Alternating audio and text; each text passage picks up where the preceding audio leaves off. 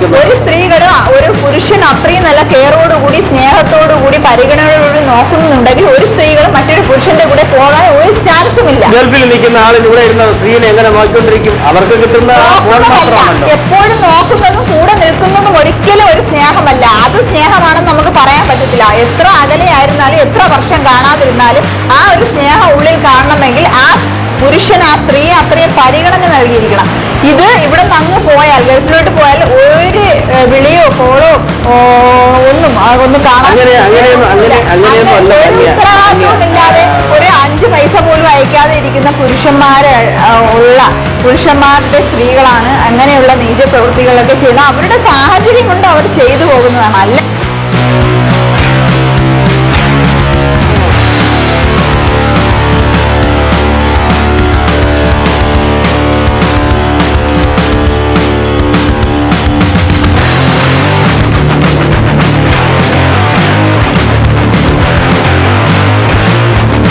നമസ്കാരം. നമസ്കാരം. തമ്മിത്തല്ല് എന്ന പ്രോഗ്രാമിലേക്ക് മാന്യ പ്രേക്ഷകർക്ക് സ്നേഹസ്വാഗതം. സ്വാഗതം. തമ്മിത്തല്ല് എന്ന ഈ ഒരു പ്രോഗ്രാം ആണുങ്ങളുടെ ഭാഗത്ത് നിന്നാണ്. അത് നമ്മുടെ പുരുഷ മേധാവിത്വത്തിന് വേണ്ടിയാണ് ഞാൻ നിങ്ങൾക്ക് മുന്നിൽ എത്തുന്നത്. സ്ത്രീ മേധാവിത്വത്തിന് വേണ്ടിയാണ് ഞാൻ സംസാരിക്കുന്നത്. എൻ്റെ പേര് അനുശ്രീ പൊയ്കം. എന്തായാലും ഓരോ വീട്ടിലെ കാര്യങ്ങൾ എടുത്താലും അവിടെ എല്ലാം മികച്ചത് എപ്പോഴും ഗ്രഹനാഥൻ. അതെ, ഗ്രഹനാഥൻ എപ്പോഴും പുരുഷനാണ്. റേഷൻ കാർഡിൽ പോലും നിങ്ങൾക്ക് പറയാനിപ്പോ ഒരു സാധനം കിട്ടിയിട്ടുണ്ടല്ലോ. അല്ല, നിങ്ങൾക്ക് പറയുവാനുള്ള സാധനം ഇപ്പൊ റേഷൻ കാർഡ് അതിന് അർഹതപ്പെട്ട സ്ത്രീകളാണെന്ന് തോന്നിക്കാണും എല്ലാവർക്കും. അതുകൊണ്ടാണ് നമ്മുടെ പേര് ഇനി വെച്ചത്. പുരുഷന്മാരുടെ പേര് അതിൽ നിന്ന് മാറ്റിയിട്ടാണ് സ്ത്രീയുടെ പേര് വെച്ചത്. അവിടെയും പുരുഷന്മാർക്ക് പ്രാതിനിധ്യമില്ല. നിങ്ങളെ പുരുഷന്മാർ നിങ്ങളൊന്ന് ചിന്തിക്കണം. ഗൾഫ് രാജ്യങ്ങളിൽ പോയി പോലും കഷ്ടപ്പെട്ട് നമ്മുടെ സ്ത്രീകളെ നോക്കാൻ വേണ്ടി നിൽക്കുമ്പോൾ ആ സ്ത്രീകൾ തന്നെ ഇവിടെ കാമുകനോടൊപ്പം കാര്യം ചോദിക്കട്ടെ, സ്ത്രീകളെ ഞാനൊന്ന് പറഞ്ഞു തീർക്കട്ടെ. രാജ്യങ്ങളിൽ നിന്ന് കഷ്ടപ്പെടുന്നു എന്ന് പറയുന്നു. അപ്പോൾ ഈ സ്ത്രീകൾ ഇങ്ങനെ കൈയും കെട്ടി വീട്ടിലിരിക്കുകയാണോ ചെയ്യുന്നത്? കുട്ടികളെ 1-2 കുട്ടികളെയും ഉണ്ടാക്കിയിട്ടിട്ടായിരിക്കും ഗൾഫിൽ പോകുന്നത്.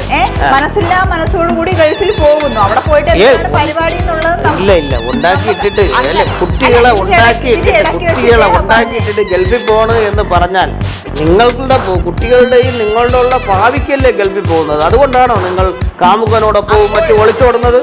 കാമുകനോടൊപ്പം പോണ കഥ ഞാൻ വേറെ പറഞ്ഞുതരാം. കാര്യം എന്തെന്ന് വെച്ചാൽ ഇവർ ഗൾഫിൽ പോകുന്നു എന്നും പറഞ്ഞ് ഇവിടെ നിന്ന് പോകുന്നു. ആ പൈസ കൊണ്ട് അവിടെ നിന്നും ആർഭാദിച്ച് കുടിച്ച് ചീട്ട് കളിച്ച് പെണ്ണുങ്ങൾക്ക് കൊടുത്ത് ഇങ്ങനെ കഴിയുമ്പോഴത്തേക്ക് ഇവിടെ ഈ കുട്ടികളെയും കൊണ്ട് ഈ സ്ത്രീക്ക് നിലനിൽക്കാൻ പറ്റാത്തൊരു സാഹചര്യത്തിൽ അവൾക്ക് സ്നേഹവും പൈസയും നൽകുന്ന ഒരു പുരുഷനോ വരുമ്പോഴത്തേക്ക് അവൾ എന്ത് ചെയ്യുന്നു? മക്കളെയും കൂട്ടി അയാളുടെ ഒപ്പം പോകുന്നു. അങ്ങനെ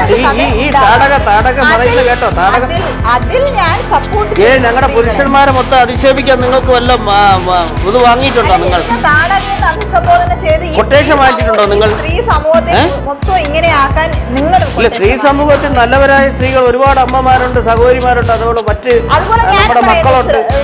ഞാൻ പറഞ്ഞത് ആദ്യം ഒന്ന് മനസ്സിലാക്കും.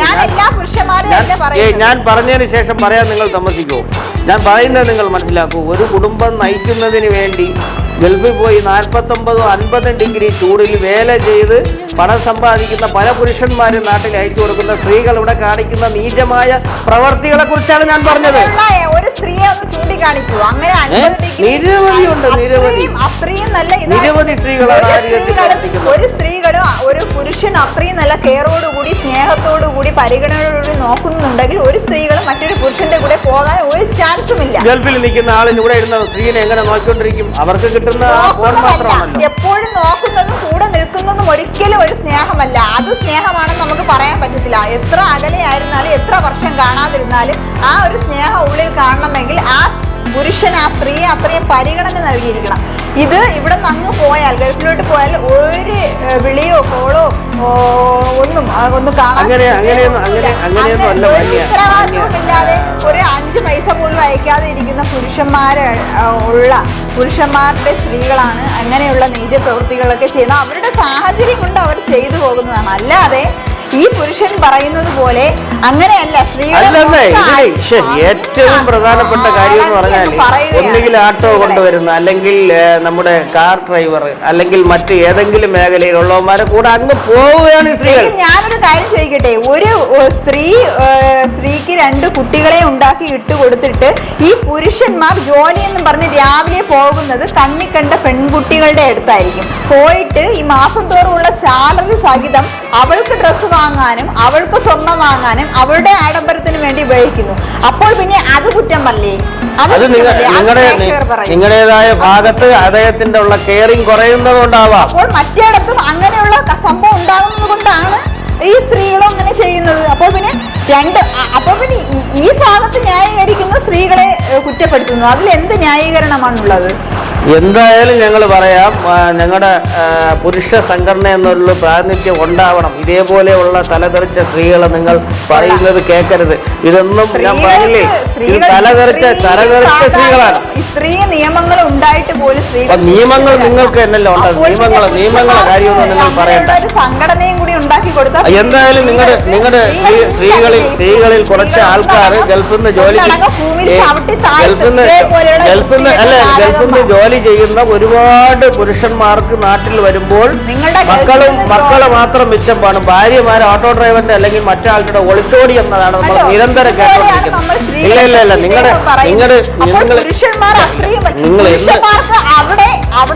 പുരുഷന്മാർ ഇവിടെ നമ്മുടെ നാട്ടിൽ നിന്ന് അങ്ങോട്ട് പോകുമ്പോഴത്തേക്ക് അവിടെ 1-2 ചിന്ന വീടും 4 കുട്ടികളായിട്ടായിരിക്കും നാട്ടിൽ വരുന്നത്. അപ്പോൾ അതിനെ കുറിച്ച് എന്തെങ്കിലും പറയാനുണ്ടോ? 50 ഡിഗ്രി 60 ഡിഗ്രി ചൂടിൽ അവിടെ ജോലി അവർക്കാണ് ചിന്ന വീട് ഉണ്ടായിക്കൊണ്ട് വരും.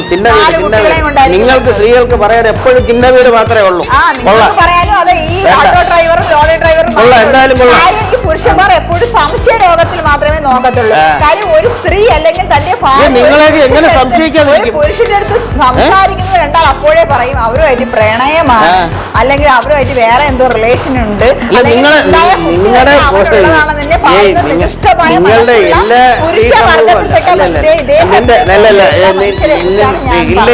നിന്നെ കണക്കുള്ള താടകളുടെ ഇനി സംസാരിക്കാൻ എനിക്ക് മനസ്സില്ല.